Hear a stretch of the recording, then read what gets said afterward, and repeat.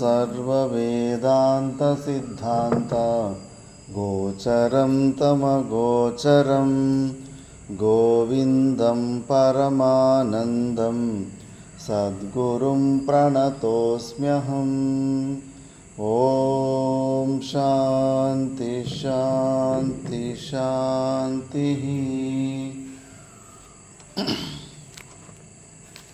మనం వివేక చూడమని గురించి విచారణ చేస్తుంటిమి. ఎక్కడ విచారణ చేస్తుందో గుర్తుందా? నారాయణ చైతన్యం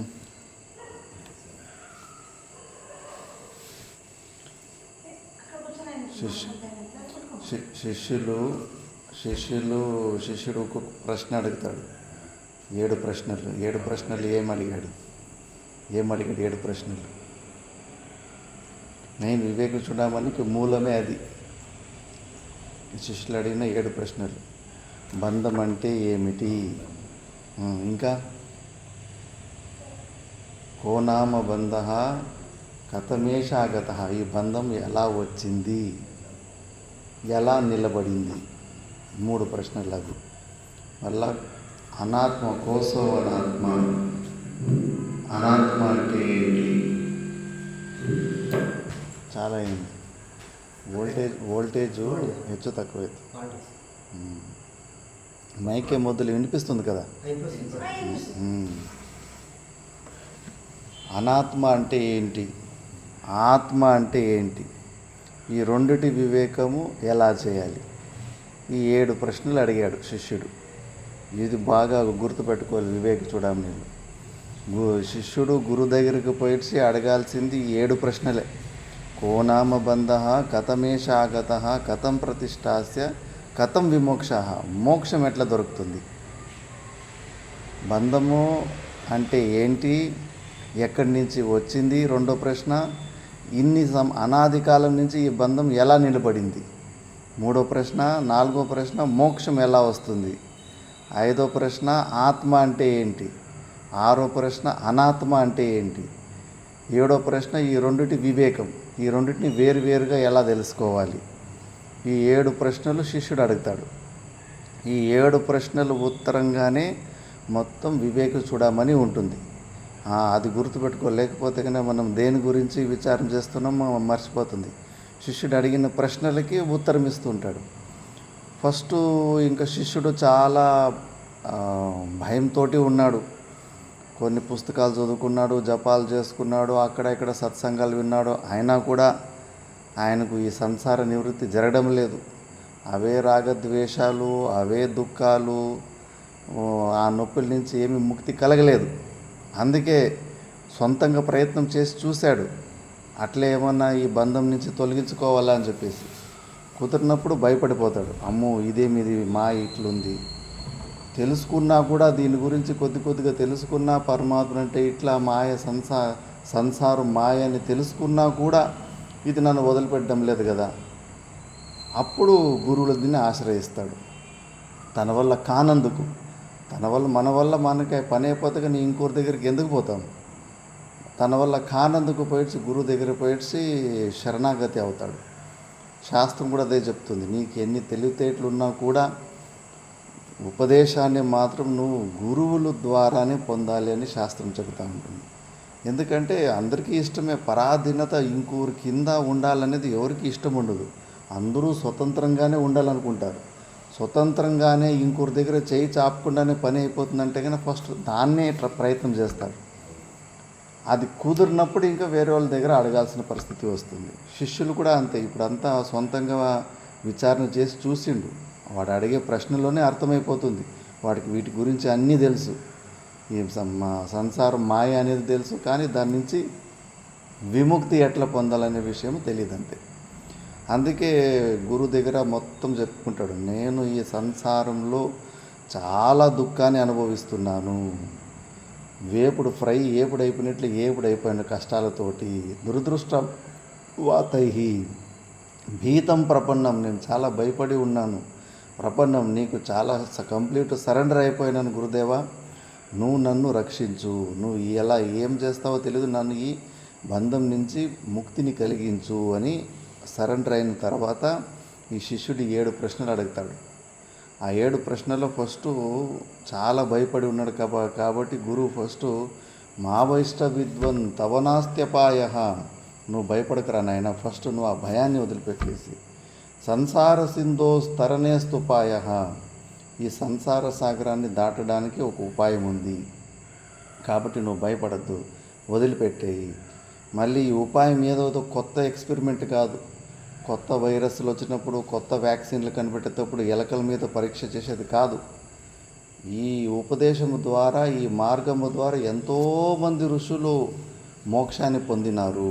భారతదేశంలోనే జిల్లా జిల్లాకు ఒక్కొక్క యోగి చరిత్ర ఉంటుంది. ఆదోనిలోనే ఎంతమంది యోగులు, తిక్క లక్ష్మమ్మ, ఊరుకుంద ఈరన్న ఆయన యోగి, నాయన చెప్పాడు చింతల నల్లారెడ్డినా, చింతల నల్లారెడ్డి అని ఎంతోమంది యోగుల చరిత్ర ఒక జిల్లాలోనే 20-30 దొరికిపోతాయి మనకు, ఇలాంటి అవధూతుల చరిత్ర. కాబట్టి ఈ మార్గంలో ఎంతోమంది పోయి ఎంతోమంది మోక్షాన్ని పొందినారు. నువ్వు భయపడకు, అలాంటి మార్గమే, పాత మార్గమే. ఏ మార్గములో అయితే ఎంతోమంది పోయి మోక్షాన్ని పొందినారో అదే మార్గాన్ని నీకు నేను ఉపదేశిస్తానని చెప్పేసి ఫస్ట్ మోక్షం గురించి కొద్దిగా చెప్పేస్తాడు. బంధనం అంటే ఏంటంటే కానీ మనది కాని ఈ శరీరాన్ని మనది, నేను ఈ శరీరము అనుకోవడమే బంధనము అని మన కొద్దిగా బంధం గురించి. మరి దాన్ని మోక్షం ఏంటంటే నీ శరీరముతోటి మనం సంబంధం తెంచుకోవడమే. మనము కాని ఈ శరీరాలతోటి మనం సంబంధం తెంచుకోవాలి. ప్రతి క్షణము ప్రతి రోజు మనము ఇదే ధ్యాసలోనే ఉండాలి. మర్చిపోయినామా మనం ఎవరు అన్నది, నేను ఈ శరీరం అనే భావం ఎప్పుడు ఆటోమేటిక్ ఉంటుంది. నేను ఈ శరీరం అనే భావం వచ్చిందంటే ఇంకా అల్లమల్ల సంసారం స్టార్ట్. నువ్వు వేరు, నేను వేరు, వాడు మంచోడు, వీడు చెడ్డోడు, అన్ని భేదభావాలు, భేదబుద్ధి అన్నీ స్టార్ట్ అయిపోతే సంసారము భేదబుద్ధి ఒక రిజల్ట్ దుఃఖం వస్తూ ఉంటుంది. మనం ఎవరు, మన స్వరూపం ఏమన్న విషయం మనం మర్చిపోకూడదు. కొద్దిగా ఆ మోక్షం గురించి కొద్దిగా చెప్పేసి ఫస్ట్ వాడు భయపడిన శిష్యుని కొద్దిగా సల్లారుస్తాడు. మళ్ళీ ఇప్పుడు ఒక్కొక్కటే ప్రశ్నకు సమాధానం ఇవ్వడానికి ప్రయత్నించాడు. ఇప్పుడు కోనామ బంధ, ఈ బంధం అంటే ఏంటి అనే ప్రశ్నకు ఉత్తరంగా కొన్ని 100 శ్లోకాలు వస్తున్నాయి. బంధనం అంటే ఏంటి అంటే ఫస్ట్ ఈ 3 శరీరాలతోటి మనం పెట్టుకున్న సంబంధమే బంధము, డూప్లికేట్ సంబంధం, కల్పితమైన సంబంధము. మరి 3 ప్రకారాల శరీరాలు అంటే కన్నా శరీరాల గురించి తెలుసుకోవాలి కదా. అందుకే ఫస్ట్ స్థూల శరీరం గురించి చెప్పాడు. 7 ధాతువులు ఉంటాయి శరీరంలో. మనం తిన్న అన్నము రక్తము రసమై, రసము రక్తమై, రక్తము మాంసై, మాంసము ఎముకై, ఎముకలోని పూనుగ వీర్యమవుతుంది. వీటిని 7 ధాతువులు అంటారు. ఈ 7 ధాతువుల ద్వారా ఏదైతే ఈ స్థూల శరీరం ఉందో దాని గురించి ఎంత డీటెయిల్స్ చెప్పారు. ఇందులో మళ్ళీ ఇంద్రియాలు ఉంటాయి, ఆ ఇంద్రియాల విషయాల గురించి చెప్పారు. ఆ విషయాలు ఎంత డేంజర్ అనే విషయం చెప్పారు. ఈ స్థూల శరీరం మనం కాదు. మరి ఈ స్థూల శరీరం మీద మనం మోహం పెంచుకోవాలంటే ఏం చేయాలి, ఎట్లా తెంచుకోవాలి, ఏం ఉపాయం ఉంది మీ దగ్గర? ఇన్ని రోజులు సత్సంగం వింటున్నారు కదా. ఈ స్థూల శరీరము మనం కాదని శాస్త్రం చెబుతుంది. ఈ స్థూల శరీరం నుంచి మనము సంబంధం తెంచుకోవాలంటే ఏం చేయాలి? మన స్వరూపం గురించి మనం ఆలోచిస్తూ ఉండాలి. ఈ స్థూల శరీరము ఏంటి, దీని సంగతి ఏంటి అనే విషయం తెలుసుకోవాలి. ఇది పాంచభౌతికమైన వస్తువు, పంచమహాభూతాల నుంచి ఉత్పన్నమైన ఒక వస్తువు. హెచ్చు తక్కువ మాట్లాడంటే 10 ఫీట్ల మట్టి, పైన 10 ఫీట్ల మట్టే ఆ పుట్టుగొడుగులాగా పుట్టి మళ్ళీ అందులోని ఎరువైపోతూ ఉంది అంతే. ఇలాంటి మట్టి పదార్థంతో ఉత్పన్నమైనది ఈ శరీరం. మరి ఈ శరీరంలో సమస్యలు 1-2, గర్భంలో నుంచి లాస్ట్ వరకు అన్ని సమస్యలే. ఒక్క రోగం పోతే ఇంకో రోగం పట్టుకుంటూ ఉంటుంది. ఆ గర్భవాసంలో ఎన్ని తిప్పలు ఉంటాయి. ఆ బిడ్డ పడలేని బాధలు పడుతూ ఉంటాడు, నరకం చూస్తాడు. అయ్యో నేను పూర్వజన్మలో పుణ్యం పనులు ఎందుకన్నా చేయకపోతే, పాపం పనులు ఎందుకు చేస్తే అని చెప్పేసి చాలా విలవిలలాడిపోతాడు. కానీ బయటకు వచ్చేసరికి మాయతోటి మర్చిపోతాడు, వచ్చిన పనే మర్చిపోతాడు. అందరికీ ఎందుకు సత్సంగానికి రాండంటే సమయం లేదు అంటారు. వచ్చిన పని మర్చిపోయి ఏది ముఖ్యమో ఏది ముఖ్యం కాదనే విషయాన్ని మర్చిపోయారు. కాబట్టి ప్రతి ఒక్కరు కూడా తెలుసుకోవాల్సిన విషయం ఏంటంటే మనిషి జన్మ కేవలం మోక్షాన్ని పొందడానికే వచ్చింది. ఇది బుర్రలో ఎప్పటి వరకు ఫిక్స్ కాదో ఎన్నెన్నో వేరే పనులన్నీ ఇంపార్టెంట్ అనిపిస్తూ ఉంటాయి. ఇదేదో పనికిరాని పని అనిపిస్తూ ఉంటుంది. ఆ పనులు ఏమీ లేకపోతే ఖాళీ టైం ఉంటే ఇవి వచ్చి వినాలి, సత్సంగం వినాలి అని మనుషుల్లో అలాంటి ధారణ ఉంది. కాకపోతే ఈ మనకు మనిషి జన్మ వచ్చిందే మోక్షాన్ని పొందడానికి. కాబట్టి ఫస్ట్ సత్సంగంలో కూర్చోవాలి. సత్సంగంలో వింటేనే కదా తెలిసేది, వింటేనే తెలుస్తుంది ఏంటి దీని స్వరూపం ఏంటి అని చెప్పేసి. ఎవరు శరీరంలో ఎవరు సుఖంగా ఉన్నారు? నిన్న మా గురుగారు అదే మాట అన్నారు. ఇప్పుడు నేను కూడా 2012 నుంచి ఇలా గురుస్థానంలో ఎక్కడిపైన కొద్దిగా ఉన్నప్పుడు భక్తులు వచ్చి వాళ్ళ కష్టాలు చెప్పుకుంటుంటారు. బయట నుంచి చూడడానికి 50 కోట్లు 100 కోట్లు 200 కోట్లు ఆస్తులు అట్లుంటాయి. డబ్బులు లేనోడేమో అబ్బా వాళ్ళకేం తక్కువ, వాళ్ళు బాగా మంచి సుఖంగా ఉన్నారని డబ్బులు లేనోడు అనుకుంటాడు. ఉన్న వాళ్ళ ఇంటి దగ్గర పోతే కన్నా వాళ్ళ కష్టాలు చెప్పుకుంటే కన్నా విన్నోనికి నిద్ర రాదు, మనకి నిద్ర రాదు వాళ్ళ కష్టాలు చెప్పుకుంటే కన్నా. అంత ఘోరంగా దుఃఖంగా వాళ్ళు అనుభవిస్తున్నారు. మా గురుగారు గురుగారు కూడా మాట్లాడుకుంటుంది ఇట్లా అని. గురుగారిది ఇంకా ఎక్కువ అనుభవం కదా, 50 సంవత్సరాలు 60 సంవత్సరాల అనుభవం ఉంది. ఆయన ఇంకా కొన్ని హెచ్చు తక్కువ లక్షల మంది జీవితాల్లో స్కాన్ అయి ఉంటారు. మొత్తం మినిస్టర్ లెవెల్, సీఎం లెవెల్ నుంచి పట్టి కింద ప్యూన్ లెవెల్ వరకు అందరి జీవితాలు చెప్పాడు. అన్నీ కూడా లోపలంతా ఖాళీ బుర్రలనైనా బయట మాత్రమే కనిపిస్తున్నాయి. అందరూ ఒకరు చూసి ఒకరు మోసపోతున్నారంటే నేను సుఖంగా లేను, మా పక్కింటోడు సుఖంగా ఉన్నాడని అందరూ ఇట్లే అనుకుంటున్నారు. వాడు కూడా అది పక్కింటోడు నేను సుఖంగా లేను, మా పక్కింటోడు సుఖంగా ఉన్నాడు వాడు అనుకుంటున్నాడు. అందరూ కూడా ఇట్లా ఒకరినొకరు అపార్థం చేసుకొని బహుశా నాకు మాత్రమే కష్టాలు ఉన్నాయి, మిగతా వాళ్ళకి నాకున్నంత కష్టాలు లేవని అనుకుంటున్నారు. ప్రతి ఒక్కరికి ఎవరిని వదిలిపెట్టదు ఈ సంసారము. అందరూ ఏడుస్తున్నారు. ఇంకా ఎక్కువ ఎంత పెంచుకుంటూ పోతావో అంత ఇరుక్కుంటూ పోతుంటావు. ఆశ్రమంలోనే చూడండి, చిన్న ఆశ్రమంలో తక్కువ మంది భక్తులు అట్లా ఉంటారు. ఇప్పుడు నాకు ఫోన్ వస్తే భయం వేస్తుంది. ఫోన్లోనే ఒక 4-5 గంటలు అయిపోతాయి రోజుకి. పరిచయాలు ఎక్కువ పెరిగేతోంది. ఇంకా ఫోన్ ఎత్తుకుంటూ పోతే వాళ్ళ కోపం, అయ్యో నన్ను తిరస్కరిస్తున్నాడు అని చెప్పేసి. ఎక్కువ పెంచుకొని పోయినంత వరకు మాయ ఇంకా పట్టుకుంటూ అల్లుకుంటూ పోతూ ఉంటాయి, సమస్యలు పెరుగుతూ పోతూ ఉంటాయి. చిన్నగా ఉండడం, సింపుల్గా ఉండడమే సాధనానికి చాలా అనుకూలత ఉంటుంది. డబ్బులు కూడా అంతే. అందరూ అనుకుంటుంటారు డబ్బులు ఎక్కువ ఉంటే సుఖంగా ఉంటుంది, కష్టాలు తగ్గిపోతాయి. తప్పు అది. అర్థం అనర్థం భావయ నిత్యం. ఇంకా కష్టాలు పెరుగుతూ పోతుంటాయి, కానీ దానివల్ల మనశ్శాంతి అనేది మాత్రం దొరకదు. ఇవన్నీ శరీరము ఒక లిమిటేషన్స్. ఈ శరీరము ద్వారా ఈ భూలోకంలో మనము సుఖం పొందడానికి అవకాశం లేదు అని విచారణ చేసినప్పుడు ఈ శరీరం మీద మోహం వదిలిపెట్టుకోవడానికి మనకు కొంచెము బుద్ధి పుడుతుంది. ఎట్లా శరీరం మీద సంబంధం వదులుకోవాలంటే, ఇప్పుడు నేను చెప్పాను కదా, శ్రీశైలంలో ఎవరో సాధకుడు ఇలా ఇంటి వదిలిపెట్టి వచ్చిండు, పొట్ట క్యాన్సర్ వచ్చింది. చిన్న హాస్పిటల్ ట్రీట్మెంట్లు అవి చేసుకున్నాడు. దానివల్ల ఏమీ కాలేదు, సీరియస్ అయిపోయింది. ఇంకా ఆపరేషన్కి డబ్బులు లేవు, ఏమీ లేవు. ఇంకా ఏం చేసిండు, పొట్ట నొప్పి, లోపల క్యాన్సర్, పొట్ట క్యాన్సర్ వచ్చి విపరీతమైన పొట్ట నొప్పి వస్తుంది. ఆ పొట్ట నొప్పి తట్టుకోలేరు. ఎంతోమంది ఇట్లా పెద్ద రాళ్ళు కట్టేసుకొని బావిలోకి దుంకి చనిపోతారు. నేను అక్కడ శ్రీశైలంలో ఉన్న ఆశ్రమంలోని వెనక్కి వచ్చేసి ఒక చెట్టుకు ఉర్రేసుకొని ప్రాణం తీసుకున్నాను. ఇక్కడ మనం విచారం చేయాలి. ఎందుకు ఆ శరీరంతో సంబంధం తెంచుకున్నాడు? ఎందుకు?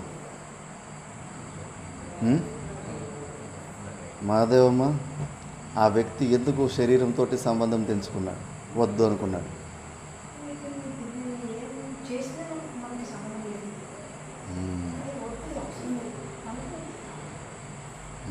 మనం ఎందుకు వదిలిపెట్టలేకపోతున్నాం శరీరాన్ని?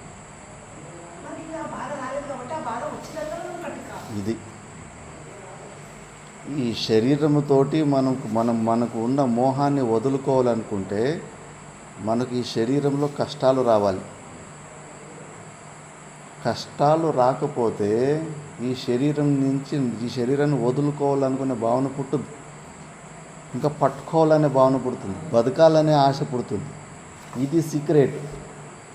అంత ఈజీ కాదు. వినడము, సత్సంగం విని అట్లా కాదు, ప్రాక్టికల్గా ఆలోచించాలి. వాడు నాకు శరీరం వద్దని వాడు అనుకున్నాడు, మనం అట్లా ఎందుకు వద్దని అనుకోలేకపోతున్నాం? వింటున్నాము ఈ శరీరం నాకు వద్దు అనే చిలుక మాట్లాడుకుంటాం, కానీ వాడు చేసినట్లు ప్రయత్నం చేసామా? ఈ శరీరంతో సంబంధం అంత కఠినంగా తెంచుకోవాలని అనుకున్నామా? లేదు. ఎందుకు తెంచుకోలేకపోతున్నామంటే ఈ శరీరము ద్వారా మనకి ఇంకా కొన్ని సుఖాలు దొరుకుతూ ఉన్నాయి. అది సమస్య ఎందుకు ఈ శరీరంతో మనం తాదాత్మ్యం తెచ్చుకోలేకపోతున్నామంటే రాత్రిపూట్ల సుషుప్తిలో దీని శరీరం ద్వారా సుఖం దొరుకుతూ ఉంది. ప్రతిరోజు ఆనందమయ కోశం, అక్కడ మనసు బుద్ధులు ఉండవు, ప్రపంచం ఉండదు, ఏమీ ఉండదు, ఏ దుఃఖము ఉండదు, నిద్ర.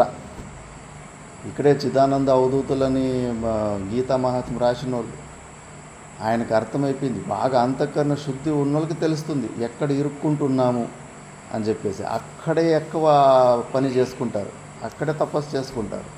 ఓహో, ఈ నిద్రకు నేను అలవాటు పడిపోయాను, ఈ శరీరము ద్వారా ఈ నిద్ర అనే ఒక సుఖం వస్తూ ఉంది కదా అని చెప్పేసి ఇంకా ఈ శరీరంలోనే ఉండాలని అనుకుంటున్నాను. అదే వాడికి క్యాన్సర్ వచ్చిన వాడికి విపరీతము, వానికి నిద్ర కూడా లేకుండా పగులు రాత్రి శరీరం ద్వారా కేవలం దుఃఖమే వస్తే కానీ ఎవడు ఈ శరీరంలో ఉండాలనుకోడు.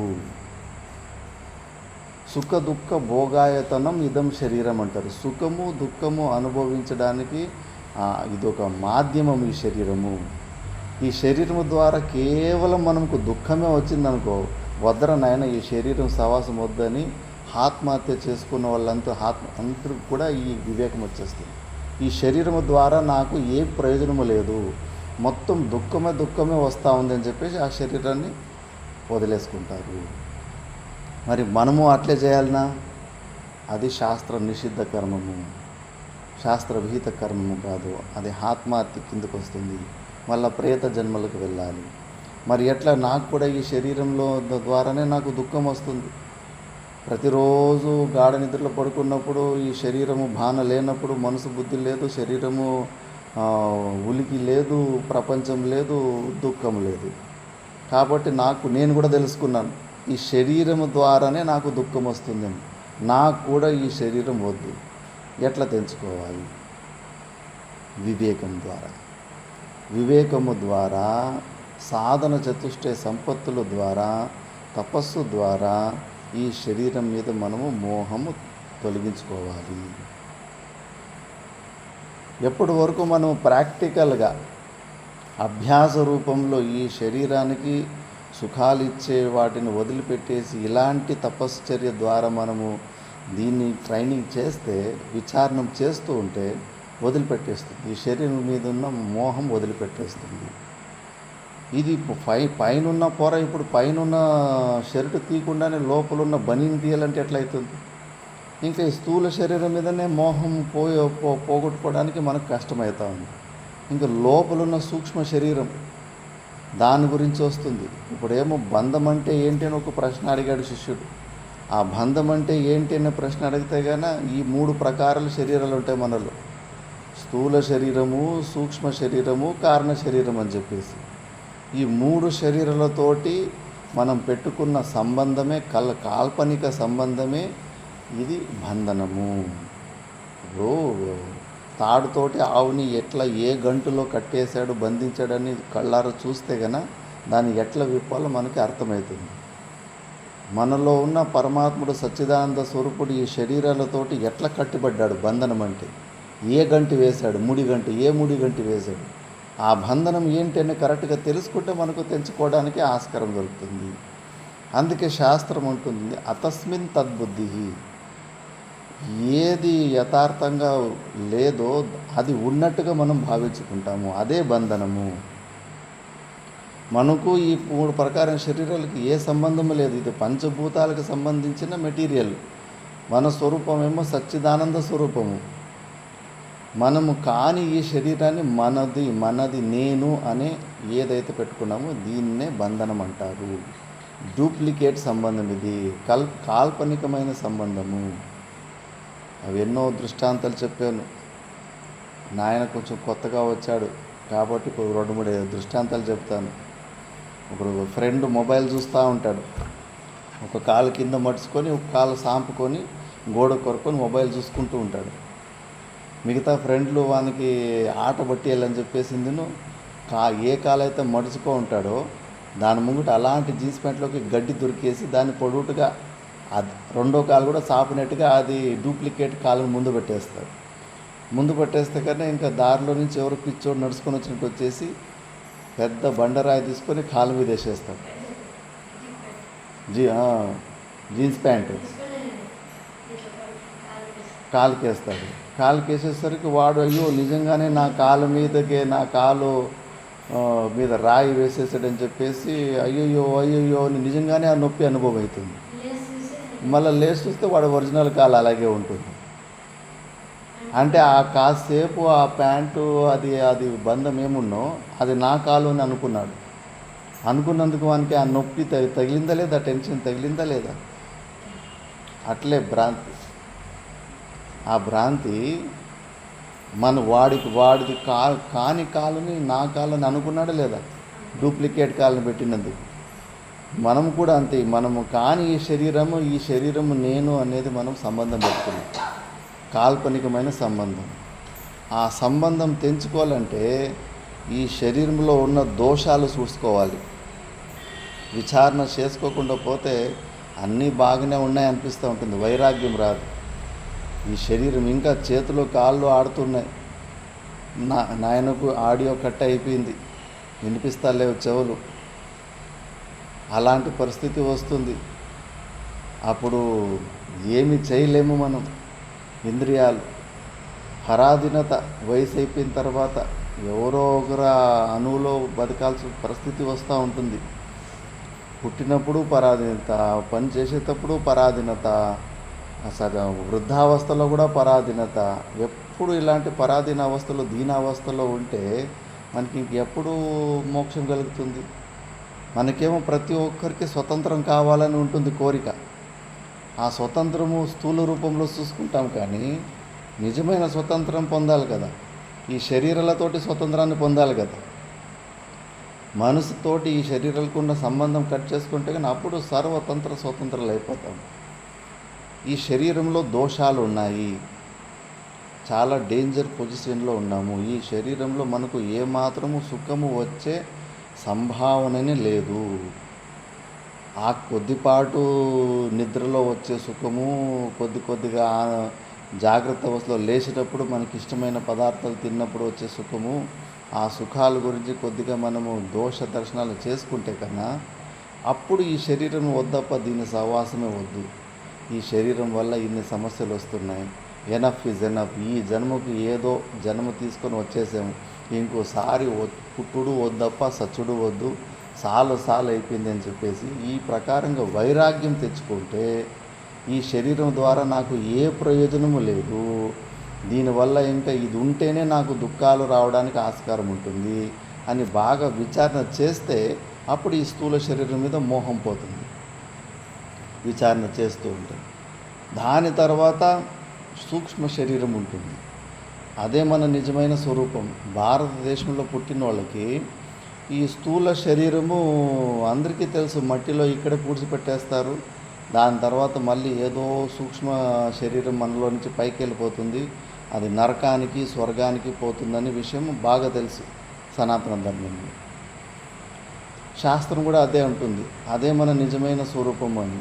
అది పంచ జ్ఞానేంద్రియాలు, పంచ కర్మేంద్రియాలు, పంచ ప్రాణాలు, మనసు, బుద్ధి, ఈ 17తో కలిసి ఉంటుంది అది సూక్ష్మ శరీరం. ఆ సూక్ష్మ శరీరం మీద కూడా మనం నిజమైన మన స్వభావం ఏంటంటే అదే. ఈ శరీరం వదిలిపెట్టిన మళ్ళీ ఇంకోసారి జన్మ తీసుకుంటే లోపల మన స్వభావం అలాగే ఉంటుంది. దానిని బట్టి మనకు ఎలాంటి మన స్వభావం ఎలా ఉంటుందో అలాంటి స్థూల శరీరాలు వచ్చేస్తూ ఉంటాయి. మరి ఆ సూక్ష్మ శరీరం మన నిజమైన స్వరూపమా? దాని గురించి విచారణ చేయాలి. దాని గురించి నేను మోహం ఎట్లా తొలగించుకోవాలి? స్థూల శరీరం ఏమో తెలిసిపోతుంది, కళ్ళు ముంగిటే ఎంతోమంది దీన్ని వదిలిపెట్టేసి పోతున్నారు. కాబట్టి ఇది శాశ్వతం కాదు, ఇది మన నిజమైన ఇల్లు కాదు, ఇది బాడిగి ఇల్లు, కొన్ని రోజులు ఉండాలనే విషయం తెలుస్తుంది. కానీ లోపలున్న ఆ సూక్ష్మ శరీరం అది మాత్రము అది మన స్వభావం, అదే నేను, దానికి వేరుగా నేను ఉన్నాననే విషయం మనకి ఇంకా అర్థమవుతా లేదు. మరి ఆ వివేకం ఎలా చేయాలి? ఆ సూక్ష్మ శరీరం గురించే మనం ఇప్పుడు వివేక చూడామణిలో విచారణ చేసుకోపోతున్నాము. ముందు కొన్ని శ్లోకాలు తెలుసుకున్నాము సూక్ష్మ శరీరం అంటే ఏంటని. ఇదం శరీరం శృణు సూక్ష్మ సంగీతం లింగం తు పంచీకృతభూత సంభవం సవాసనం కర్మ ఫలానుభావకం స్వాజ్ఞానతో నాదిరుపాధిరాత్మనః. ఈ సూక్ష్మ శరీరం గురించి విను. ఇది ఎలా పుట్టిందంటే అపంచీకృత పంచమహాభూతాలు. పంచమహాభూతాలంటే ఆకాశము, వాయు, అగ్ని, నీరు, పృథివీ. ఇవి పంచమహాభూతాలు. ఇవి మిక్స్ అయిన తర్వాత వచ్చినవి. మిక్స్ కాకముందు కూడా ఇవి పంచ తన్మాత్రాలు అంటారు. ఆ పంచ తన్మాత్రలు 5 భూతాలు మిక్స్ కాకుండా సపరేట్గా ఉన్నప్పుడు, మిక్స్ అయిన తర్వాత వాటిని పంచీకృత పంచమహాభూతాలు అంటారు. మిక్స్ చేయకముందు అపంచీకృత పంచమహాభూతాలు అంటారు. ఈ సూక్ష్మ శరీరము అపంచీకృత పంచమహాభూతాల నుంచి ఉత్పన్నమవుతుంది. అంటే మిక్స్ చేయకముందు ఆకాశంలాగా ఉన్నప్పుడే అక్కడి నుంచినే ఇవి ఇంద్రియాలు, పంచ జ్ఞానేంద్రియాలు, పంచ కర్మేంద్రియాలు, పంచ ప్రాణాలు, మనసు, బుద్ధి, ఇవి అక్కడి నుంచినే ఉత్పన్నమవుతాయి. సవాసనం కర్మ ఫలానుభావకం. వాసనలంటే పూర్వజన్మలో మనం ఏమేమి అనుభవించినవన్నీ సంస్కారం లోపల పెట్టుకుంటాయి. మెమొరీ చిప్లో పెట్టుకున్నట్లు, మా మొబైల్ మెమొరీలో పెట్టుకున్నప్పుడు అట్లా అవన్నీ పూర్వజన్మలో ఏమేమి అనుభవించుంటామో. అందుకే సడన్గా కోతి శరీరం వస్తుంది. కోతి శరీరం వస్తే కోతి సంస్కారాలన్నీ అట్లే ఉద్భుతమైపోతాయి. ఇప్పుడు మనిషి శరీరం వస్తుంది. మనిషి శరీరం వచ్చిన వెంబడే ఆ వాసన వల్ల మనకి మనిషిలో అలవాట్లన్నీ ఉంటాయి. ఇప్పుడు చూడండి, లేగదూడ పుడుతుంది. పుట్టిన వెంబడే దానికి పాలు తాగాల. ఆ పాలు తాగే భాగము ఆవు వెనుక భాగంలోనే ఉంటుందని ఎవరు చెప్తారు? ఇక్కడేమో ఊర్లో రైతులు సాకిన ఆవుల్లో అయితే ఆ రైతు పట్టుకొని అవన్నీ చూపించి అవన్నీ పాలు తాపడం నేర్పిస్తాడు. అడవిలో పుట్టిన ఆవులు ఎవరు నేర్పిస్తారు? మరి ఎట్లా తాగుతాయి? మనుషులంటే ఏదో చేతులతోటి పెట్టుకొని అంత నేర్పిస్తారు. సరే, నువ్వు అక్కడ దాకా తీసుకొచ్చి నువ్వు నోట్ లోపల కూడా పెట్టచ్చు, కానీ అక్కడ పాలు ఉంటాయనే విషయం ఎవరు చెప్తారు దానికి? మనిషి పిల్ల కానీ చిన్నపిల్లోడు వానికి ఇట్లా మూతి ఇట్లా పాలు చూకాలనేది ఆ తెలివి ఎక్కడి నుంచి వచ్చింది? ఆవు దూడకి ఆ జ్ఞానం ఎక్కడి నుంచి వచ్చింది?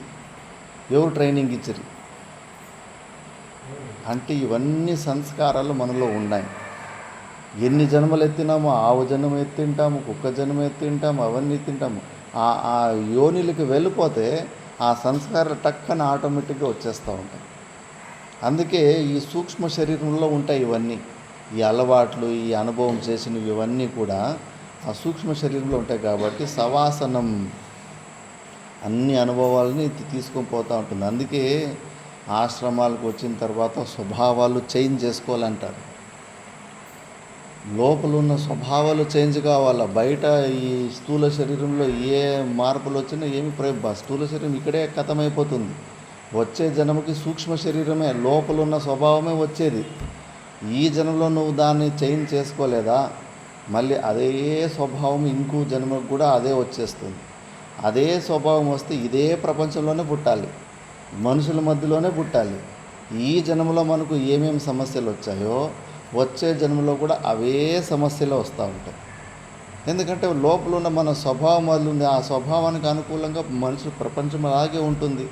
సేమ్ సమస్యలు, ఏమీ మార్పు రాదు. అందుకే లోపలున్న స్వభావాలు మార్చుకోవాలి. చాలా కష్టం. మా గురుగారు వాళ్ళు అనేవారు, వాళ్ళు 60-70 సంవత్సరాలు ఒక మనిషి జీవితం చూశారు. ఇల్లు వదిలిపెట్టేసి సన్యాస మార్గంలో కూడా వస్తుంటారు. అందరికీ సత్వగుణ ప్రధానం ఉండదు. కొంతమంది తమో గుణము ప్రధానంగా ఉంటారు, కొంతమంది రజోగుణ ప్రధానంగా ఉంటారు, కొంతమంది సత్వగుణ ప్రధానంగా ఉంటారు. కానీ 40 సంవత్సరాలు శ్రవణ మన నిధిధ్యాసనాలు చేసినప్పటికీ కూడా స్వభావాలు మాత్రము మారడం అనేది ఎవరో 100కొకడో 1000కొకడు. మిగతా వాళ్ళు వాడి ఇంటి వదిలిపెట్టినప్పుడు వచ్చినప్పుడు ఏ స్వభావం ఉన్నో రజోగుణంగా ఉంటాడో సచ్చే వరకు హెచ్చో తక్కువ అలాంటి స్వభావమే ఉంటుంది. స్వభావాల్ని మార్చుకోవడం అనేది అసలు రిపేర్ జరిగి ఉండదు. ఇది చూడాలి. ఇప్పుడు నువ్వు ముందు ఈ శ్రవణానికి రాకముందు మహా కోపిష్టిగా ఉండొచ్చు, విపరీతమైన కోపం రావచ్చు. ఈ మార్గంకి వచ్చినాక మళ్ళీ ఆ కోపం కనిపించకూడదు. ముందు నీలో ఉన్న గుణాలు మళ్ళీ ఈ మార్గంలోకి వచ్చిన తర్వాత అవి కనిపించకూడదు. మళ్ళీ అవే గుణాలు మళ్ళీ ఇంక ఇప్పుడున్నాయంటే నువ్వు అసలు నీ స్వభావాన్ని మార్చుకోలేదు. పోనీలే, నువ్వు ఉన్న స్వభావంలో నువ్వు ఆనందంగా ఉన్నావా? లేదు. మనకున్న స్వభావంలో మనం ఆనందంగా ఉండడం లేదన్నప్పుడు రిపేర్ చేసుకోవాలి కదా. ఏదో ఆనందంగా ఉందంటే సరే, నువ్వు ఏ స్వభావంలో ఉన్నావు అదే స్వభావాన్ని కంటిన్యూ చేయాలి. ఆనందంగానూ లేము, మన లోపల ఉన్న స్వభావాలు మనం మార్చుకోవడం కూడా లేదు. కాబట్టి ఏమీ ప్రయోజనం ఉండదు. మన నిజమైన జీవస్వరూపం ఏంటంటే ఈ సూక్ష్మ శరీరమే. లోపల ఉన్న స్వభావాలు చేంజ్ చేసుకోవాలి. ఎప్పుడు చేంజ్ చేసుకోవాలని చేంజ్ ఎలా చేసుకోవాలనుకుంటే కన్నా శాస్త్రం చదివితే తెలుస్తుంది. ఏది మంచి ఏది చెడు అనే విషయము శాస్త్రమే కదా చెప్పేది. రజోగుణము తమో గుణం ఉన్నోళ్ళు ఏం పనులు చేస్తారు, ఎట్లా మాట్లాడతారు, ఏం తింటారు, వాళ్ళకి ఇష్టమైన పదార్థాలు ఏంటి. రజోగుణం ఉన్నోళ్ళు ఎట్లా మాట్లాడతారు, ఎట్లా వ్యవహారం చేస్తారు, వాళ్ళకి ఎలాంటి భోజనం ఇష్టము. సత్వగుణం ఉన్నోళ్ళు వాళ్ళకి ఎలాంటి భోజనం ఇష్టము, వాళ్ళ వ్యవహారం ఎట్లుంటుంది అన్నీ భగవద్గీతలో డీటెయిల్స్ ఉంటాయి. ఆ డీటెయిల్స్ చూసుకున్నప్పుడు నాలో ఏ గుణం ఎక్కువ ఉంది, అయ్యో నాకు కూడా ఈ మసాలాలు కారం పదార్థాలు ఉప్పు కారం ఎక్కువ ఉన్న పదార్థాలు ఇష్టమవుతుంటే మరి నువ్వు రజోగుణం ఉంది అని. లేదు, నాకు జ్యూసులు తీపి పదార్థాలకు ఇష్టమవుతున్నాయి, సత్వ అంటే మంచి ఫ్రెష్ భోజనాలు చేసేలాంటివి పుల్లటివి కాకుండా ఇలాంటివి నీకు ఇష్టమవుతున్నాయంటే నీకు సత్వగుణం ఉందని. మనం తినే భోజనంలో మనము ఏ గుణంలో ఉండామనే విషయం మనం తెలుసుకోవచ్చు. లేదు, తమో గుణము బాగా ఆలస్యము ఇవన్నీ మనలో ఉన్నాయంటే కానీ అక్కడ చెప్పేస్తారు ఆసురి సంపత్తి. మళ్ళీ పాసిపోయిన అన్నం తినడము, కుళ్ళిపోయిన అన్నం తినడము, సారాయి ఇలాంటి పులుపు ఎక్కువ ఉన్న పదార్థాలు తినడము, ఇవన్నీ తమో గుణ ప్రధానం. సత్వగుణం ఉన్న వాళ్ళు అసలు పెరుగు కూడా వాడరు. ఎందుకంటే పెరుగు తాగితే నిద్ర వస్తుంది, సాధనకు భంగం అవుతుంది చెప్పేసి పెరుగు కూడా తినరు. మొత్తం డీటెయిల్స్ లిస్ట్ వస్తుంది.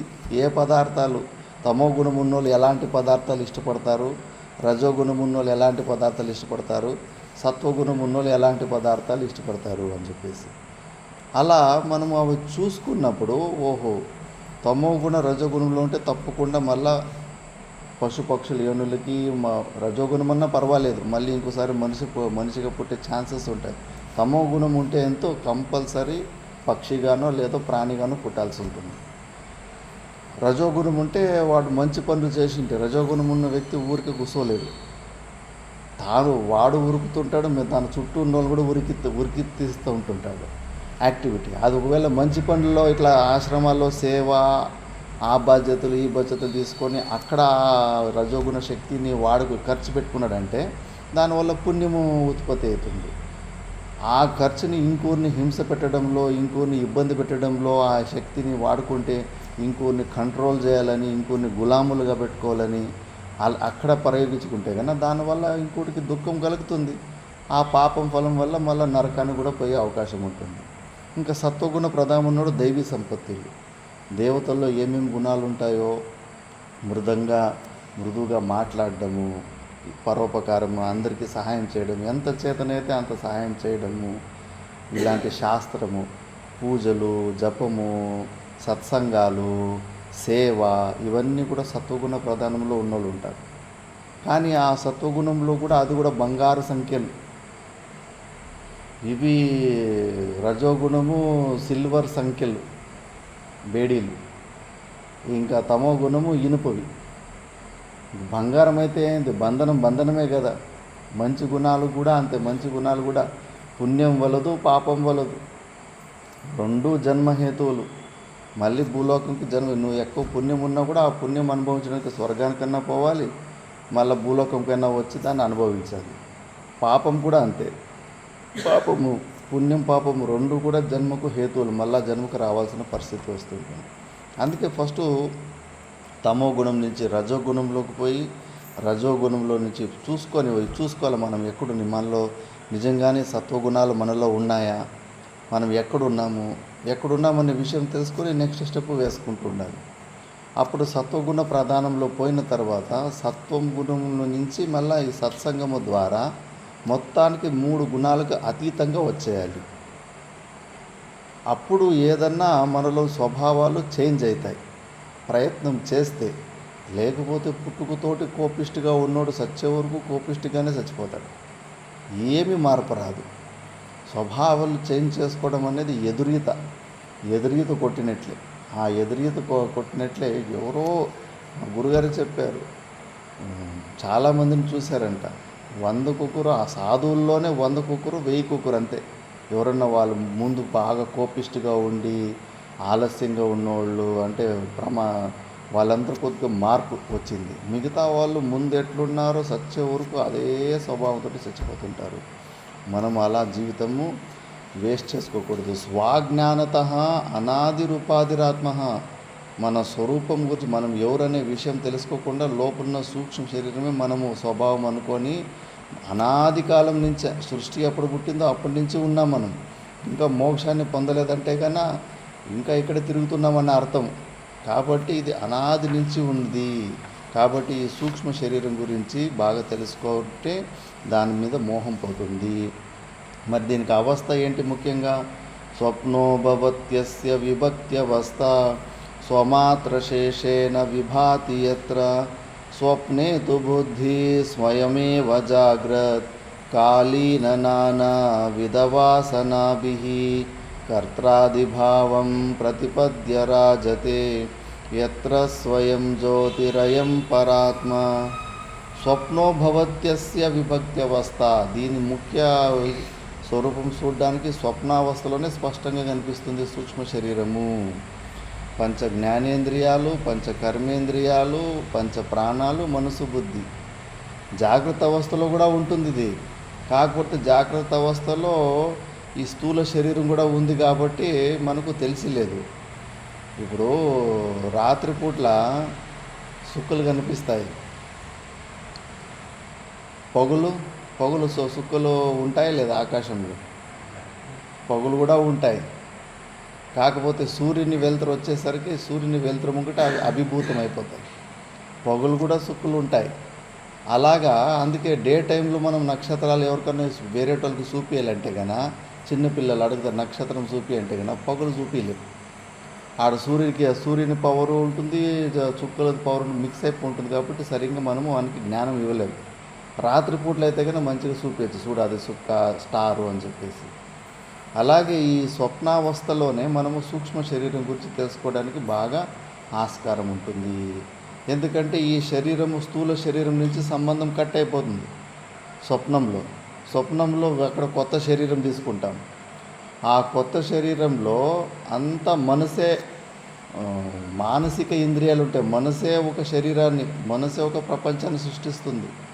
మనమే సముద్రం అయిపోతాం, మనమే పృథివీ అయిపోతాం, మనమే చెట్లు కొండలు అయిపోతాము, మనమే సింహాలను సృష్టిస్తాము, భూత ప్రేతాలను సృష్టిస్తాము, మనదే ఇంకో శరీరాన్ని కూడా సృష్టించుకుంటాం స్వప్నంలో. అన్నీ మనసే చేసి పెట్టేస్తుంది. అందుకే ఈ సూక్ష్మ శరీరానికి అంత పెద్ద సృష్టిని స్వయంగా చేసుకునేంత సామర్థ్యం వచ్చేస్తూ ఉంటుంది. కాబట్టి స్వప్నావస్థలోనే దీని గురించి మంచిగా తెలుసుకోవచ్చు మనము. దీనికి అంత సామర్థ్యం ఉంటుంది. మళ్ళీ స్వప్నేతు బుద్ధి స్వయమేవ జాగ్రత్త కాలీన నానావిధి వాసనాభి. స్వప్నంలో ఎలా వస్తాయి? స్వప్నము జాగ్రత్త అవస్థలు ఇప్పుడు పొగులంతా మనం ఏమేమి చేసింటామో ఎక్కువ దాని సంస్కారాల వల్లనే స్వప్నం వస్తూ ఉంటుంది. ఇప్పుడు స్వప్నంలో కూడా సుఖ దుఃఖాలు అవుతాయి. సుఖ దుఃఖాలు అంటే దుఃఖమైనప్పుడు నొప్పి వేస్తుంది కదా, మరి అది కార్యము. దాని కారణం ఏంటంటే శాస్త్రం చెప్తుంది, చిన్నపిల్లోడు పుట్టినప్పటి నుంచి 14 సంవత్సరాల వరకు హెచ్చు తక్కువ. ఆ అవస్థలో ఏదైనా మనము తప్పుడు పనులు చేసింటే దానికి నరకంలో పనిష్మెంట్ ఉండదు. బాల్యావస్థ చేసింది ఇలాంటి స్వప్నంలో దుఃఖాలు వస్తాయి. స్వప్నంలో మనకు దుఃఖాలు ఎక్కువ వస్తున్నాయి, స్వప్నంలో బాగా కష్టాలు ఎక్కువ వస్తున్నాయంటే కనుక మనం చిన్న వయసులో చేసిన తప్పులు. మహాభారతంలో మాండవ్య ఋషిది ఒకటి వస్తుంది. ఆ ఋషి ఏదో ఊరికి భిక్షాటనకి పోయేసి ఒక చోటు ఉంటే, ఆశ్రమంలో ఉంటే ఆ ఊర్లో ఎవరో దొంగలు సాధువులు వేషం వేసుకొని దొంగతనం చేసుకొని తప్పించుకొని పరిగెత్తి వస్తుంటారు. వాళ్ళని రాజభటులు వెంబడిపడి త్వరంలాడి వస్తుంటే కన్నా ఈ మాండవ ఋషి ఆశ్రమానికి వచ్చేసి ఈయన అసలు సాధనలో ధ్యానంలో ఉన్నాడు. ఈయన ఆశ్రమంలో ఆ దొంగతనం చేసిన సొమ్మంతా ఆశ్రమంలో పెట్టేసి పారిపోతారు. మరి ఆ సొమ్ము ఈయన ఆశ్రమంలో దొరికింది కదా అని చెప్పేసి రాజభటులు ఈయనే దొంగతనం చేశాడని చెప్పేసి నువ్వు రాజు దగ్గరికి తీసుకుపోతే కనుక రాజు అన్ని ప్రమాణాలు పరీక్ష చేసిన తర్వాత ఇతనికి శూలానికి ఎక్కించండి అని కింద శూలం పెట్టి శూలం మీద గుదద్వారంలో అక్కడ శూలం మీద కూర్చొని పెట్టేస్తే ఆ దొంగలను కూడా పట్టుకుంటారు, దొంగల్ని కూడా శూలాన్ని ఎక్కిస్తారు. ఆ దొంగలేమో తొందరగా చచ్చిపోతారు, ఒక రోజులోనే చచ్చిపోతారు. ఈయన శరీరం మాత్రము అసలు యోగి కదా అని చెప్పేసి ధ్యానావస్థలకు పోయి చూసుకుంటాడు. నోరు అసలు విప్పిండు, నాకు ఇలాంటి గతి ఎందుకు వచ్చింది, నేను అలాంటి తప్పు ఏం చేయలేదు కదా అని పూర్వజన్మలన్నీ వెతుక్కుంటూ పోతాడు.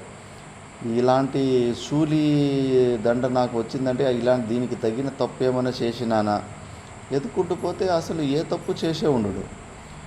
మళ్ళా వెంబడే పిలుస్తా యమధర్మరాజు ఎందుకు రాజు వచ్చేసి రాజు చూస్తాడు, అయ్యో ఈయన ఎవరో మహాయోగిలాగా ఉన్నాడు, అందరూ చచ్చిపోయిన 3-4 రోజులైనా కూడా అలాగే ఉన్నాడని చెప్పేసి శూలం నుంచి కిందకి దింపేసి క్షమాపణ చెప్పుకుంటాడు. మీరు ఇలాంటి మహాయోగులని తెలియక మేము దొంగలు అనుకుని ఇలా చేసామంటే, లేదులే రాజా నీదేం తప్పు ఉంది, నువ్వు ధర్మశాస్త్రాన్ని చదివి నీకు చిక్కిన ప్రూఫ్ల ద్వారా నువ్వు ఆ పనిష్మెంట్ ఇచ్చినావు, నీకు నా మీద ఏమైనా రాగద్వేషం ఏమీ లేదు కదా. ఇప్పుడు కోర్టులో జడ్జి ఉంటాడు, ఈ లాయరు ఆ లాయరు చెప్పినది నిర్ణయాలు బట్టి దాన్ని బట్టి నిర్ణయం ఇవ్వాల్సి ఉంటుంది. రాజు మీద కోపం రాదు, యమధర్మరాజుని పిలిపిస్తాడు.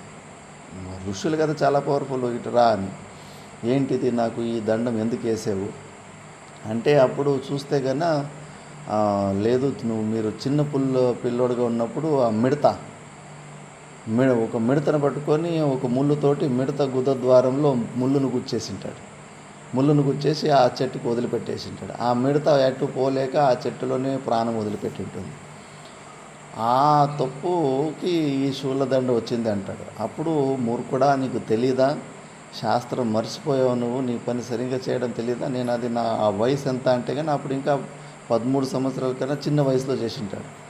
మరి చిన్న వయసులో చేసిన తప్పులకి నువ్వు స్వప్నంలో దుస్వప్నాలు ఇచ్చి అక్కడ నువ్వు పనిష్మెంట్ ఇవ్వాలి, కానీ ఈ స్థూల శరీరానికి నువ్వు పనిష్మెంట్ ఇస్తావా?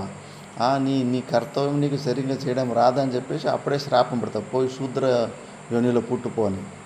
ఆ శాపానికి విదురుడుగా పుట్టి వస్తాడు యమధర్మరాజు.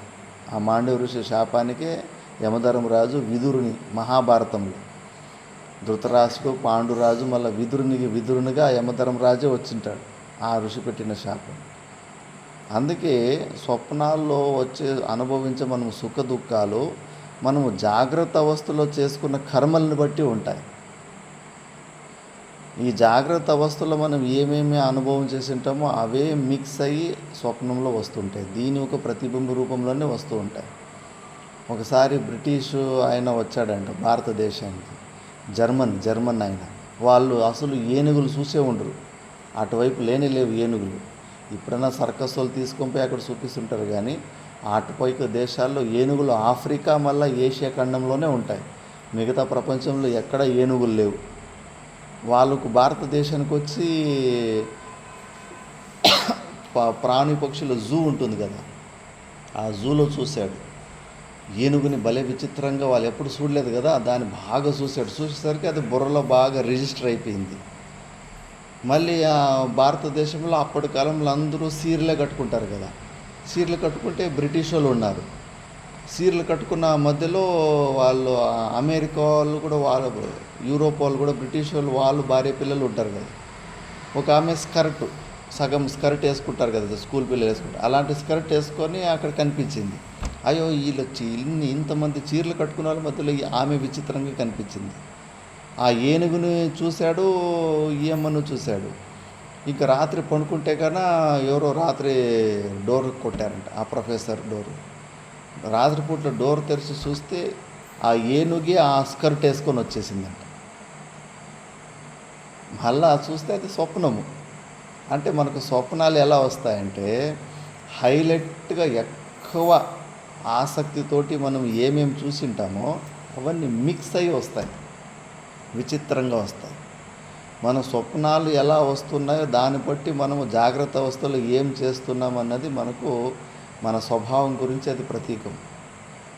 కాబట్టి ఈ అందుకే జాగ్రత్త కాలీన నానావిధి వాసనభి, జాగ్రత్త కాలంలో మనం ఏమైతే చేస్తామో ఎలా అలవాట్లు, చూసినవి, తిన్నవి అనుభవం, ఆ అనుభవ రూపంలోనే మళ్ళీ స్వప్నంలో రిఫ్లెక్షన్. మళ్ళీ మనం ఇక్కడ చేసిన కొన్ని అజ్ఞానం, తెలియక చేయని తప్పులు కొన్ని ఉంటాయి. నడుచుకుంటూ పోతున్నప్పుడు మనం చీమలు కావాల్సిగానే చంపాలని అనుకోం, అన్ఇంటెన్షనల్. అలాంటి కొన్ని పాపాలు జరుగుతూ ఉంటాయి శరీరంలో. అలాంటి వాటికి స్వప్నంలో దుఃఖ రూపంలో మళ్ళీ మనకు తెలియకుండా ఎన్నో మంచి పనులు చేసి ఉంటాం. ఇప్పుడు తినేటప్పుడు నువ్వు కొద్దిగా అన్నం వదిలిపెట్టింటే కానీ నిన్ను ఇంట్లో అమ్మ నన్ను తిట్టింటారు, నీకేమైనా కొవ్వెక్కిందరా ఇట్లా వేస్ట్ చేస్తావా అని చెప్పేసి. కానీ వాడు అది బయట పారేసింటే ఆ అన్నాన్ని ఏదో కుక్కో పక్షినో ఏదో వేరే పురుగులు తిని వాటికి భోజనమై ఉంటుంది. అందుకే అన్నం ఎప్పుడు నువ్వు మంచి ప్లేస్లో చరండీలో వేయకుండా కొద్దిగా ఏడన్నా గడ్డలు అక్కడిక్కడ వేస్తే కన్నా దేనికో ఒకదానికి ఆహారం అవుతుంది. అట్లా తెలియకుండా, మనకు తెలియకుండా కూడా ఎన్నో మంచి పనులు జరిగిపోతూ ఉంటాయి మన వల్ల. అలాంటి పనులకు స్వప్నంలో మంచి సుఖాలు అనుభవిస్తూ ఉంటారు స్వప్నంలో. అలా చేసిన పాపాలకి, అజ్ఞాతంలో చేసిన పాపాలకి దుఃఖాలు అనుభవిస్తూ ఉంటారు.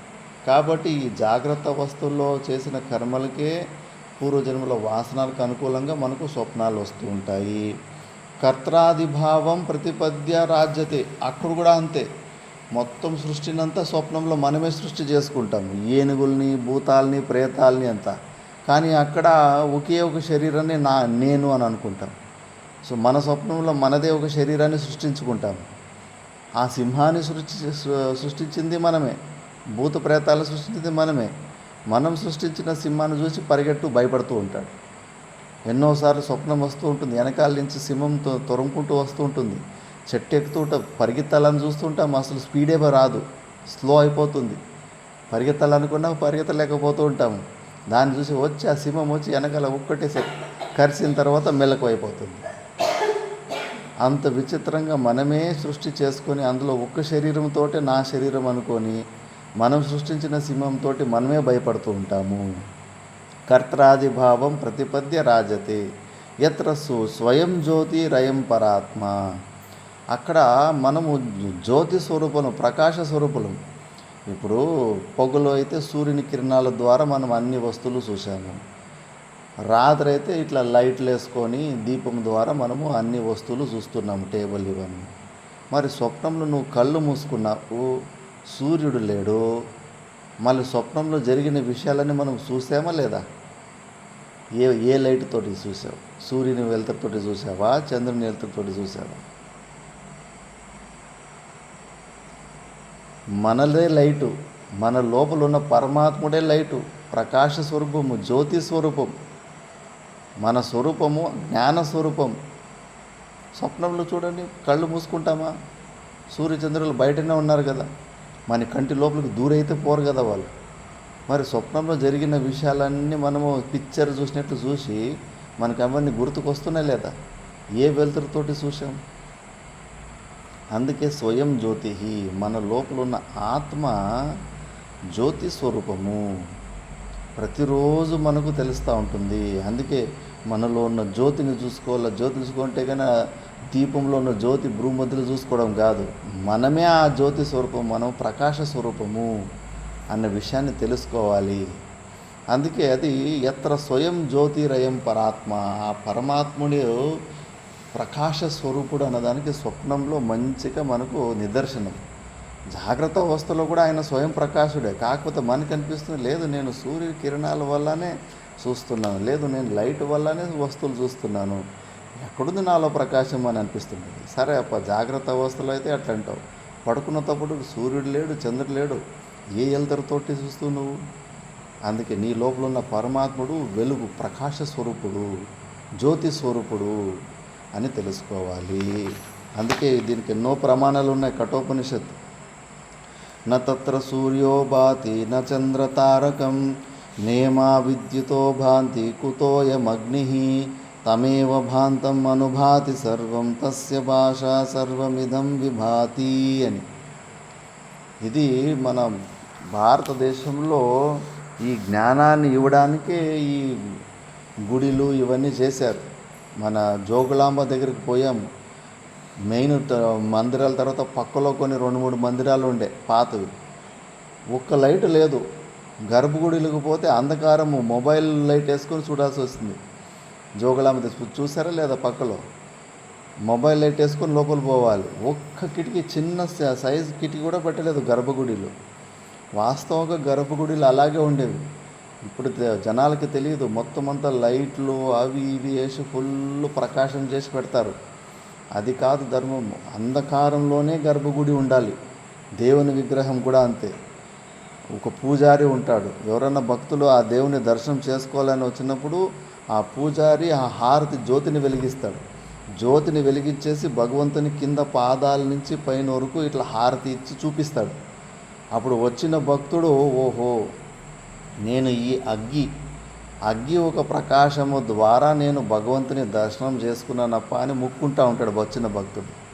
అప్పుడే ఈ మంత్రం చెప్పేస్తారు, నా తత్ర సూర్యోభాతి నా చంద్రతారకం నేమా విద్యుతో భాంతి కుతోయమగ్ని. అసలు ఆ భగవంతుణ్ణి చూపించడానికి సూర్యునికే యోగ్యత లేదు, చంద్రునికి యోగ్యత లేదు, నక్షత్రాలే చూపించలేవు. కుతోయమగ్ని, ఈ పనికిరాని ఈ చిన్న అగ్గి భగవంతుని ఎట్లా చూపిస్తుంది అని మంత్రం చెప్తుంది కఠోపనిషత్తు. అప్పుడు వాడు వచ్చిన భక్తుడు, అయ్యో నేనేదో ఈ దీపం వెలుతురు ద్వారా నేను భగవంతుని చూసుకున్నాను అనుకుంటే కానీ మంత్రమే ఇట్లు చెప్తుంది, ఎక్కడ దీని యోగ్యత ఎక్కడుంది, ఈ అగ్గికి ఎక్కడ యోగ్యత ఉంది భగవంతుని చూపించే యోగ్యత అని వాడు అప్పుడు విచారం వస్తుంది. అప్పుడు ఆ పూజారిని అడుగుతాడు, ఏంటయ్యా నువ్వు చూపించిన ఆరతి వెలుగులో నేను భగవంతుని దర్శనం చేసుకున్నాను అనుకుంటే నువ్వేమో ఎక్కడ దీనికి ఎక్కడ యోగ్యత, సూర్యునికే లేదా యోగ్యత భగవంతుని చూపించేంత యోగ్యత, ఈ అగ్గికి ఎక్కడ వస్తుంది అని అంటున్నామంటే అప్పుడు వాడు చెప్పేవాడు, చూడు నాయన, మనం ఆ పరమాత్ముడే జ్యోతి స్వరూపుడు. ఆ జ్యోతి స్వరూపుని కన్నా పెద్ద ప్రకాశం ఈ ప్రపంచంలో ఏమీ లేదు. అందుకే బృహదారణ్యక ఉపనిషత్తులో ఉన్న సారాన్ని ఒక శ్లోకంలో శంకరాచార్యులు రాసేశారు. అది ఎన్నోసార్లు ఆ శ్లోకం గురించి చెప్పారు. కిం జ్యోతిస్తవ భానుమానహనిమే రాత్రో ప్రదీపాదికం స్యాదేవం రవిదీపదర్శన విదో కిం జ్యోతిరాఖ్యాహిమే చక్షుస్తస్య నిమీలనాది సమయే కిం ధీదియో దర్శనే కిం తత్రాహమకో భవాన్ పరమకం జ్యోతిస్తదస్మి ప్రభో అని. దీన్ని ఏక శ్లోకి అంటారు. ఒక శ్లోకంలో చూపించేశాడు మన లోపల ఉన్న పరమాత్ముడు ప్రకాశ స్వరూపుడు, లైట్ చేసే పని మన లోపల ఉన్న పరమాత్ముడు చేస్తాడు, జ్యోతి స్వరూపుడు అని చెప్పేసి. ఎట్లా అంటే గురు శిష్యులు సంవాద రూపంలో ఈ శ్లోకంలో అర్థం ఉంది. గురు శిష్యుని అడుగుతాడు, వరే శిష్యుడా, నువ్వు పగులు ఏ వెలుతురుతోటి అన్ని వస్తువులు చూస్తావంటే, గురుగారు సూర్యుని వెలుతురుతోటి చూస్తానంటాడు. వెరీ గుడ్, మరి రాత్రి ఏ వెలుతురుతోటి చూస్తావయ్యా అంటే, ఏముంది, దీపంతో చూస్తాను, చంద్రుని ప్రకాశం ద్వారా కూడా చూస్తాను వస్తువుల్ని అంటాడు. Very good. మరి అమావాస్య రోజు రాత్రి ఇలాంటి పెద్ద హాల్లో పడుకో ఉంటావు, ఎక్కడో మూలలో నీళ్ళ కుండనో వాటర్ బాటిల్ ఎక్కడో పెట్టింటారు. అర్ధరాత్రిలో నీకు దొప్పి అయితే కన్నా లేచిపోయి నీళ్ళు తాగుతావా లేదా? బాగా అంధకారం ఉంటుంది అమావాస్యలో, మన చేతులు కూడా ఒకసారి కనిపించవు, అలాంటి అంధకారం ఉంటుంది. అయినా కూడా మనము ఎక్కడ నీళ్ళు బాటిల్ పెట్టామో, ఎక్కడ నీళ్ళు తాగకుండా ఉందని పోయి నీళ్ళు తాగచ్చా తాగలేమా? తాగచ్చు. మరి అప్పుడు ఏ వెలుతురు ఉండే? సూర్యుని వెలుతురు లేదు, దీపం వెలుతురు లేదు, చంద్రుని వెలుతురు లేదు. మరి ఏ వెలుతురుతోటి నువ్వు అక్కడ కుండ దగ్గరికి పోయి నువ్వు నీళ్ళు తాగొచ్చావు? ఏం వెళ్తారా? బుద్ధి కూడా లైట్ చేసే పని బుద్ధి కూడా చేస్తుంది. అజ్ఞాత జ్ఞాపకం. లైట్ ఏం చేస్తుంది? మనకి తెలియకుండా ఉన్న వస్తువుని తెలిసేలాగా చేస్తుంది. బుద్ధి కూడా ప్రకాశమే. ఆ బుద్ధి ద్వారా పగులు చూసింటు ఇక్కడి నుంచి ఒక 10 అడుగులు వేస్తే అక్కడికి కుండ దొరుకుతుంది. చేతితోటి కొద్దిగా అట్లా ఇట్లా పుడికితే కన్నా అక్కడ వాటర్ బాటిల్ కుండ దొరుకుతుంది. అక్కడ పోయి నీళ్ళు తాగితే మనం నీళ్ళు తాగేసి దొప్పుని చల్లార్చుకోవచ్చు అని బుద్ధి ద్వారా మనకు బుద్ధి కూడా లైట్ చేసే పని చేస్తుంది, ప్రకాశం. వెరీ గుడ్ అంటాడు గురుగారు. మంచిదిరా, నువ్వు బాగా బుర్ర వాడుతున్నావు. మరి రాత్రిపూట్ల నువ్వు పడుకుంటావు, సుషుప్తి అవస్థ, గాఢ నిద్ర అంటారు. స్వప్నాలు లేని నిద్రని గాఢ నిద్ర అంటారు. మరి ఆ గాఢ నిద్రలో ఆ బుద్ధి కూడా ఉండదు కదరా, బుద్ధి కూడా పని చేయదు అప్పుడు. మరి లేచిన తర్వాత నాకు స్వప్నాలే రాలేదు, నేను బాగా మంచిగా నిద్రపోయింటిని అని అంటావు కదా. ఇప్పుడు ఈ ఆశ్రమంలోకి ఎవరన్నా ఎవరు వచ్చారు ఎవరు రాలేదని చెప్పాలంటే నేను ఉండాలి కదా. నేను ఇక్కడ ఉంటే ఈ ఆశ్రమానికి ఎవరు రాలేదు ఎవరు వచ్చారని చెప్పనీకి నాకు అవకాశం ఉంటుంది. మరి స్వప్నాలు రాలేదు అనే విషయము నువ్వు ఏ వెలుతురు ద్వారా తెలుసుకున్నావు నాయన? బుద్ధి కూడా ఉండదు కదా గాఢ నిద్రలో. అమావాస్య రాత్రి ఏమో బుద్ధి ద్వారా నువ్వు ఆ మూలలో పెట్టిన వాటర్ బాటిల్ కుండని తెలుసుకుంటుంది. కానీ గాఢ నిద్రలో బుద్ధి కూడా ఉండదు కదా. మరి స్వప్నాలు రాలేదు అనే విషయాన్ని ఏ ప్రకాశం ద్వారా తెలుసుకున్నావు నాయన? ఏ లైట్ ద్వారా? అప్పుడు అహం తదస్మి ప్రభో, ఓహో అది నేనే గురుగారు, నా స్వరూపము ఏదైతే ఉందో అదే లైట్ లాగా ప్రకాశ స్వరూపము. దానికి బుద్ధి కళ్ళు ఇవేమీ అవసరం లేదు. అది కళ్ళుకు కళ్ళు, చెవుకి చెవు, ముక్కుకి ముక్కు, నాలుకకి నాలుక. అది అన్ని ఇంద్రియాలకి అది పరమ ఇంద్రియం అది. అందుకే యోగులు ఆ స్వరూపంలో ఉన్నవాళ్ళు ఇక్కడ ధ్యానంలోకి పోతే గన అమెరికాలో అక్కడెక్కడో వాడెవడో ఏం చేస్తున్నాడంటే కానీ అక్కడ ఉన్న విషయం కూడా తెలుసుకుంటారు. ఎందుకంటే ఆ స్వరూపంకి వెళ్ళిపోతే ఆకాశంలాగా సర్వవ్యాపకమైపోతారు. మళ్ళీ ఇంద్రియాల సెట్ ద్వారా వచ్చేసి ఎవడెవడు ఏ మూలలో ఏం చేస్తున్నాడో విషయాలు కూడా తెలిసిపోతూ ఉంటాయి. అందుకే మన లోపల ఉన్నది మన స్వరూపము ప్రకాశము, లైట్ లాంటిదే. తెలియని వస్తువుని తెలుసుకునేలాగా చేసేంత అన్ని సామర్థ్యాలు ఉంటాయి. కానీ ఆ సామర్థ్యము వ్యక్తం కావాలంటే మనకు ఇంద్రియాలు ఉండాలి. ఇప్పుడు మంచి లేఖకుడు ఉంటాడు, పుస్తకాలు రాసేవాడు. వాడికి నువ్వు పేపరు పెన్ను ఇవ్వకుండా పోతే కన్నా వాడిలో ఉన్న సామర్థ్యం వాడు ఎట్లా వ్యక్తం చేస్తాడు? ఆ పెన్ను పేపర్ ఇస్తే తెలుస్తుంది వాడిలో ఎంత సామర్థ్యం ఉంది అని. మనలో మన స్వరూపం కూడా అంతే. అన్ని సామర్థ్యాలు, అన్ని కెపాసిటీ ఉన్నాయి. కానీ దాన్ని చెప్పాలి, బయటికి వ్యక్తం చేయాలంటే మనకి ఇంద్రియాల సెట్ కావాలి. బుద్ధి, మనసు, కళ్ళు ఇవన్నీ వచ్చినప్పుడు దాన్ని సెట్ చేస్తాడు. గాఢ నిద్రలో అసలు ఏమీ లేవు, కానీ స్వప్నాలు రాలేదనే విషయం తెలుసుకున్నాడు. అప్పుడు చెప్పుకోవడానికి అవకాశం లేదు, ఎందుకంటే ఏమీ లేనే లేదు కదా. గాఢ నిద్రలో మనసు, బుద్ధులు, శరీరంతో కూడా సంబంధం కట్ అయిపోయి ఉంటుంది. మనం స్వరూపంలోనే ఉంటాము. అన్నీ తెలుసుకున్నాడు స్వప్నాలు రాలేదనే విషయం, కానీ చెప్పలేకపోయాడు ఆ అవస్థలో. మళ్ళీ లేచిన తర్వాత మళ్ళీ మనసు, బుద్ధులు మళ్ళీ వాపసు వచ్చేస్తాయి కదా మనకు. అప్పుడు తెలుసుకున్న విషయం అదే స్మరణ ద్వారా, ప్రత్యభిజ్ఞ ద్వారా, మనసు ద్వారా చెప్పేస్తాడు. అవును, నేను పడుకోంటి నాకు స్వప్నాలు రాలేదు అని. రాలేదనే విషయం నువ్వు తెలుసుకున్నట్టు మనం అక్కడ కూడా ఉన్నాము అని. మళ్ళీ మనము ప్రకాశ స్వరూపము అని, జ్యోతి స్వరూపం మనము. మనలో ఉన్న పరమాత్ముడు జ్ఞాన స్వరూపము, జ్యోతి స్వరూపము. అలాంటి జ్యోతి స్వరూపంలో మనము నిలబడాలి. అక్కడ ఉండకుండా పోయి శరీరంలో నిలబడుతున్నాం. మరి మన సూక్ష్మ శరీరము గాఢ నిద్రలో ఉంటుందా? ఇంద్రియాలు లేవు, జ్ఞానేంద్రియాలు లేవు, కర్మేంద్రియాలు లేవు, ప్రాణాలు కూడా సుప్తావస్థలోకి వెళ్ళిపోయి ఉంటాయి, మనసు బుద్ధులు ఉండవు గాఢ నిద్రలో. అయినా మనం ఉన్నాం కదా. అందుకే ఈ సూక్ష్మ శరీరం కూడా మనము కాదు. ఈ సూక్ష్మ శరీరానికి కూడా సాక్షి రూపంలో మనం తెలుసుకుంటున్నాము అని సూక్ష్మ శరీరము గురించి కూడా మనం మోహం తెంచుకోవాలి. ధీమాత్ర కోపాది రసేష సాక్షి నలిప్యతే తత్కృత కర్మలేపై యస్మాదసంగస్తతయేవ కర్మభిః నలిప్యతే కించిదుపాధినా కృతై. ధీమాత్ర కోపాది అశేష సాక్షి, ఇవంతా మనసు బుద్ధులు, వీటి ఈ ఒక ఉపాధి వల్ల మనకు ఆ సూక్ష్మ శరీరము మనకు అదొక శరీరంలాగా అనిపిస్తూ ఉంది. అవి నాలిప్యతే తత్ర కర్తి కర్మలేపై, ఇవన్నీ మనకు సంబంధమే లేదు మనసు బుద్ధులు. ఎందుకంటే మనం శాస్త్రం చెబుతుంటే మన ఆత్మస్వరూపము నిత్యము అని చెప్పేసి, ఒకవేళ ఈ మనసు బుద్ధి ఇవన్నీ మన స్వరూపమై ఉంటే అవి కంటిన్యూస్గా పర్మనెంట్గా ఉండాలి కదా ఎప్పుడు. మరి గాఢ నిద్రలు ఎందుకు ఉండవు? ఎందుకంటే అవి లేకపోయినా కూడా మనం ఉన్నామంటే కానీ అవి మన స్వరూపం కాదు, మన స్వరూపం కన్నా భిన్నమైనటివి. కాబట్టి ఇవన్నీ కూడా మన స్వరూపం. యస్మాదసంగ తతయేవ కర్మభిః న లిప్యతే కించిదుపాధిన కృతై. అందుకే ఈ సూక్ష్మ శరీరంలో మనము సంబంధం పట్ట కర్మలకు ఏమి మన నిజమైన ఆత్మస్వరూప ఎప్పటికీ టచ్ కానే కాదు. ఈ సూక్ష్మ శరీరం కూడా మనం కాదు. దీన్ని కూడా సాక్షి భావంలో చూసే అంత సామర్థ్యాన్ని తెచ్చుకోవాలి.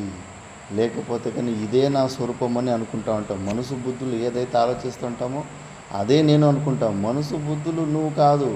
మనసు బుద్ధులు నిన్నేం బుద్ధిలో అనుకున్నావో, గంటకు ముందు ఏమి బుద్ధిలో నువ్వు ఆలోచించావో అవన్నీ నువ్వు తెలుసుకుంటున్నావు. అంటే తెలుసుకున్న వ్యక్తి నువ్వు వేరుగా ఉన్నావు. మొబైల్ని తెలుసుకుంటున్నాను, మైక్ని తెలుసుకుంటున్నాను, పుస్తకాన్ని తెలుసుకుంటా అంటే ఆ వస్తువు కన్నా నేను సపరేట్గా వేరుగానే ఉన్నాను కదా. మరి మన బుద్ధిలో జరుగుతున్న పనులను కూడా నేను తెలుసుకుంటున్నాను. 5 నిమిషాల వెనకాల నా బుద్ధి దాన్ని ఆలోచిస్తుండే, ఊరిని ఆలోచిస్తుండే, 10 నిమిషాల క్రితము బస్సును ఆలోచిస్తుండే. మరి ఆ బుద్ధి వృత్తులను కూడా మనం తెలుసుకుంటున్నామంటే కన్నా ఈ బుద్ధి మన స్వరూపం కాదు. ఆ బుద్ధికి కూడా సాక్షి రూపంలో మనం ఉండాము అని ఇలా విచారణ చేస్తూ ఉంటే ఆ సూక్ష్మ శరీరం మీద ఉన్న మోహం కూడా తొలగిపోతూ ఉంటుంది. మిగతాది మనము రేపటి క్లాస్లో చూద్దాం. ఓం పూర్ణమదః పూర్ణమిదం పూర్ణాత్ పూర్ణముదచ్యతే పూర్ణస్య పూర్ణమాదాయ పూర్ణమేవావశిష్యతే.